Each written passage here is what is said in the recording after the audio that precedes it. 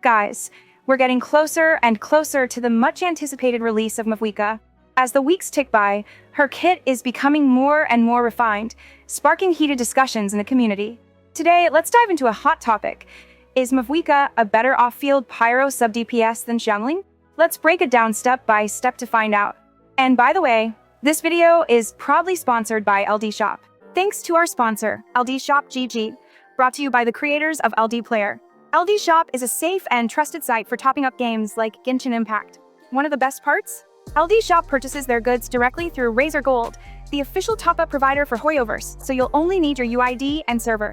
LDShop offers competitive prices on Genesis crystals, including an exclusive Merry Xmas special pack. Repeat users can grab 6,480 plus 1,600 pack with an 8% off coupon, bringing the price down to just $83. And if you still have the double bonus, you can get that too. Register now with my link in the description to receive an exclusive 5% discount on your top-ups. I will give the Welkins to the winners through LDShop. So let's buy a Welkin. All you have to do is select the bundle of your choice, select your server, enter your UID, and select your payment method. LDShop offers secure ways to pay and protect your payment info, and just like that, your purchase will be safely delivered to your account in just 5 minutes. Plus, if you spend over $80 in a month, you'll become a VIP member that includes benefits like a Welcome Moon, weekly coupons, and monthly coupons. So, if you're looking to save on top-ups, check the link in the description to get started today. Thanks again to LDShop for sponsoring the channel.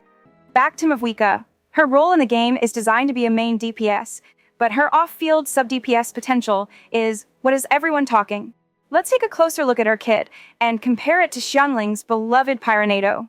Mavuika's elemental skill places her in the Knight's soul-blazing state, dealing pyro damage every 2 seconds for a total of 12 seconds. With a cooldown of 18 seconds, it can trigger 6 times per rotation. Some players see this cooldown as a downside because her skill uptime is shorter than its downtime. However, this can actually be an advantage in certain team comps. For example, in Vaporize or Melt teams, shorter pyro application cycles can be better. Why? Over-applying pyro often disrupts reaction setups, especially when paired with cryo or hydro. Mavuika's controlled and steady application ensures reactions occur consistently without overlap, making her an adaptable choice for reaction-based teams. Now, compare this to Xiangling's Pyronado, which lasts for 15 seconds with a 20-second cooldown. While the 3 extra seconds of uptime might seem advantageous, they can sometimes create awkward rotations. In comps that rely on precise elemental timing, such as freeze vape teams, Pyronado's prolonged presence can overwrite key reactions, disrupting the flow of damage. Mavuika's shorter duration fits snugly into these scenarios, providing a streamlined and efficient cycle. Her design feels intentional, a refined balance tailored to modern team needs. Mavuika's elemental burst is where things get spicy. It deals a massive burst of pyro damage while providing a damage bonus to active characters for 20 seconds. However, instead of using energy, it relies on fighting spirit, a unique mechanic that charges through skill usage or normal attacks. At Constellation 0, Mavuika generates enough fighting spirit through her elemental skill to consistently use her burst every rotation. This synergy between her abilities ensures she remains impactful even in energy-hungry teams. On the other hand, Xiangling heavily relies on Bennett for energy generation and attack buffs. Without him, her energy requirements can feel restrictive, limiting her flexibility in non-Bennett teams. Mavuika, however, has more independence thanks to her unique mechanics. Now, let's talk numbers. In terms of raw damage, Xiangling's Pyronado packs a punch, but Mavuika compensates with higher personal DPS potential due to better stat allocation. Since Mavuika doesn't need to prioritize energy recharge as heavily, she can invest more into offensive stats like crit rate, crit damage, and attack. Additionally, Mavuika synergizes exceptionally well with artifact sets like the Emblem of Severed Fate or Crimson Witch of Flames. If paired with teammates who hold supportive sets, like Noblesse Oblige, she can further enhance her output and the team's overall performance. Xiangling's Pyronado applies pyro almost continuously, making her ideal for high-frequency reaction teams. However, not all comps require such rapid application. Characters like Kamisato Ayato or Sangonomiya Kokomi benefit from Mavuika's more measured approach, as they can't always keep up with Pyronado's relentless pace. In melt teams with characters like Rosaria or Ganyu, Mavuika's steadier pyro application often proves more effective, allowing cryo to dominate the reaction timing and maximize damage. One of Mavuika's standout qualities is her compatibility with a variety of teams. She doesn't rely on specific supports as heavily as Xiangling does with Bennett. Instead, she thrives alongside other pyro characters, such as Toma or Dihaya, who can generate fighting spirit for her burst. That said, Xiangling's reliance on Bennett can be seen as both a strength and a limitation. While the duo is incredibly potent, it locks her into specific team archetypes, reducing flexibility.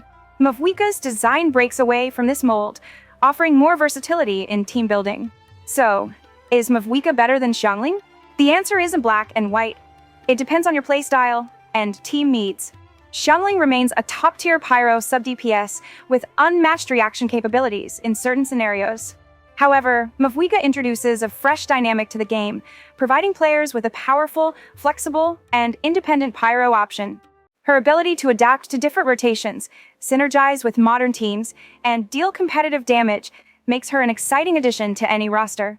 Whether you're looking to refresh your team comps or optimize your damage potential, Mavuika is a compelling choice that shouldn't be overlooked.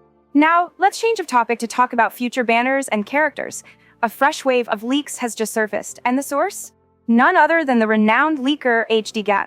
This name might ring a bell for those familiar with trusted insiders who specialize in uncovering hidden details through data mining. Well, HDGCat has done it again, and this time, we're getting a sneak peek at the potential release order of upcoming characters. Before we get into the juicy details, here's a quick reminder.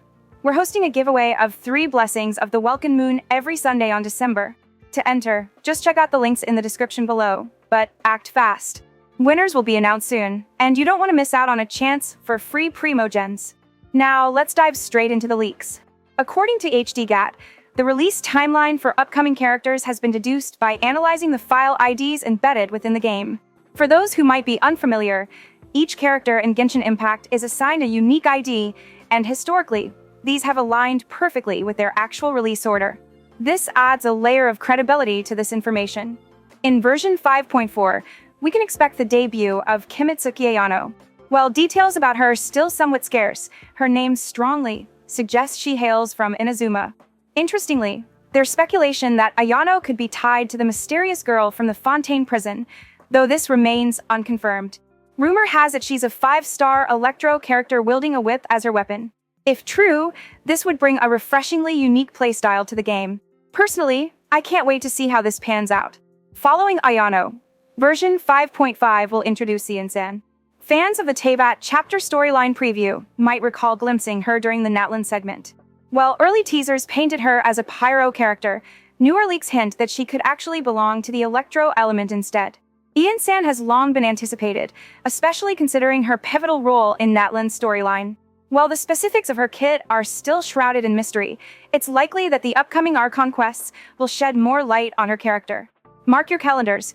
Version 5.5 is expected to kick off around March 26, 2025. Another name floating around in the leaks is Veresa. Although we know little about her identity, her name hints at a potential connection to Moonnote. This has sparked theories about a Moonnote expansion accompanying the conclusion of Natlan's storyline. Could we finally be venturing into a new area tied to the game's earliest lore? Only time will tell. Adding to the intrigue is an unnamed character found in the files. What makes this figure stand out is that they aren't linked to Natlan. This has led to wild theories among fans. Could this be a long-awaited character from Kenria? Capitano's name has also come up, although earlier leaks suggested he wouldn't be playable. Could HDGCat have had a change of heart? Your guess is as good as mine. Lastly, we have Aoife, a character rumored to be a 4-star. Aoife was briefly referenced in Natlan's storyline, appearing in a wall painting. What we know so far is that he's a veterinarian hailing from Natlan. While we don't yet know his release version, his unique backstory already makes him an intriguing addition to the roster. Thanks to the meticulous work of data miners, we now have a tentative roadmap for these upcoming characters. While it's exciting to imagine the possibilities, remember to take all leaks with a grain of salt. Plans can always change. So, now it's your turn. Which of these characters are you most excited about? Is it Ayano with her electrifying whip? Iansan's deep ties to Natlan? Or perhaps the mysterious, unnamed character from beyond Natlan? Let me know your theories and hopes in the comments below. If you enjoyed this breakdown and found it helpful, make sure to like and subscribe to the channel. It helps me continue creating content like this. Also, Don't forget to check out LDShop to save up 11% on Genesis crystals. Links are in the description. Thanks for watching, and let me know in the comments which pyro character you're most excited to use. Until next time, happy gaming!